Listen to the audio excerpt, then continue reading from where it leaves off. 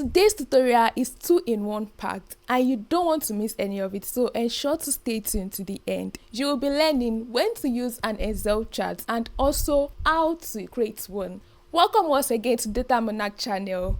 I remain your host, Mary. Before we proceed, please like and subscribe. I create tutorials that enhances your productivity with the use of Excel, no matter which field you are in. And I also create tips and tricks to maneuver your way through Excel, so you don't want to miss my coming videos. So please subscribe. First, we have the bar charts that can also be called the column chart, but there's a difference between the two, which you will find out in this video. It is best for comparison, and this is the chart you should use when you want to compare values across different categories or products. I have a sales data of 5 products. That is where you use a bar chart. Now, to create the bar chart, I have a sales data of 5 products here.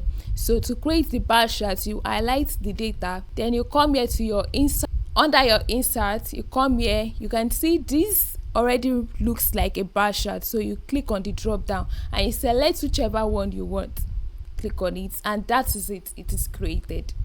Here's a tip, guys. You use bar chart instead of column chart when you have long category names so as to keep them readable. Next, we have the line chart, the best choice for tracking trends over time. They are tracking sales, stock price, website traffic, or anything that is over a period of time or over time. Either deals with dates or year or month. This is where you use your line chart. And this chart helps you to spot trends easily. Now let's create one. Just as it was explained, here I have a monthly sales data.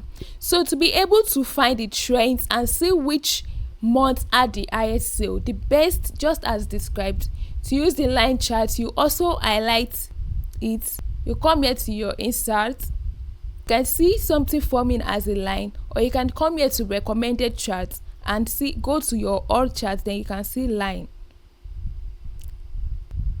Okay, that is created already.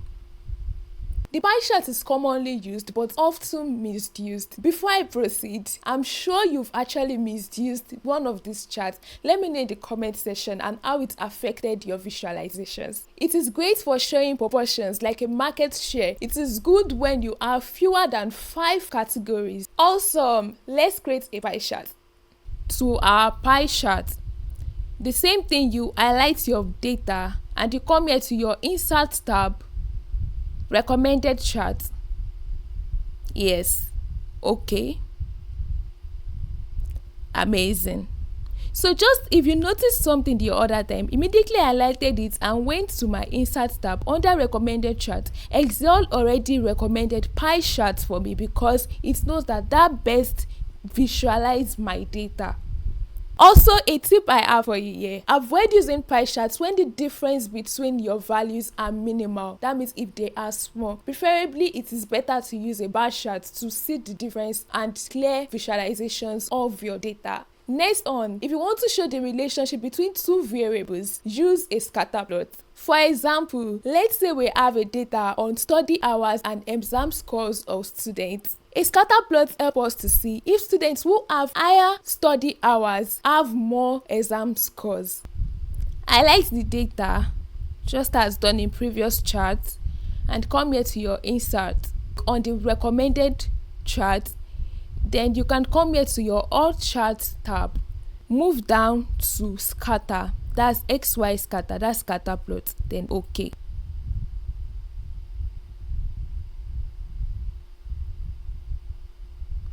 You can see this gives you your answer already.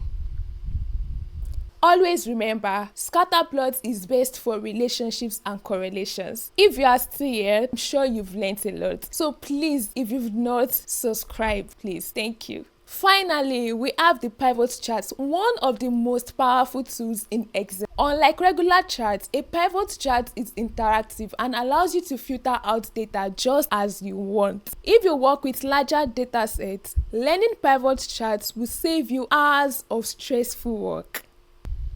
Now, you highlight the data set.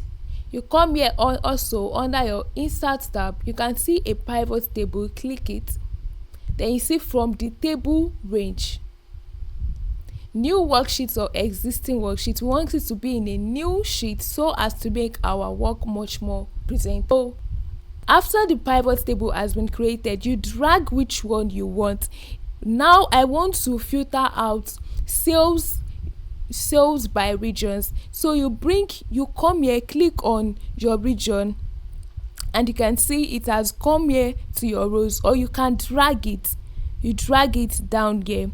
Then since you want to find the sum of the units sold in the region, that will be under values. So you bring your units sold and you drag it under units sold. You can see it's directly under sum of units, but in case yours is not under sums of units, you can come to this drop down, click on it, and you can see value field settings. Then you click on whichever. If it's the average you want to find, you click on it. If it's the minimum or maximum, you filter it out for you. So you can see the amazing things you can do with a pivot table. So let's create a chart and also filter by the pivot chart. Since it's between regions, you can use a line chart, and since we are also comparing, we can use a column chart. So just as it has been explained in this video, you can choose which best describes or explains your data. So I'll be going with a column chart. So once that is done, if you want to, let's say I want to filter it out by product, I want to know the units sold by each product. So you just unclick your regions and then you drag your product back here under this. You can see it has filtered it out by product A, B, and C. So this is the power of a pivot chart. That's it. Now you know some of the most important charts in Excel. Let me know in the comment section which one do you use the most. If you found this helpful, hit the like button, and if up to this point you've not subscribed, please subscribe. And thank you so much for staying tuned. See you on the next one. Bye.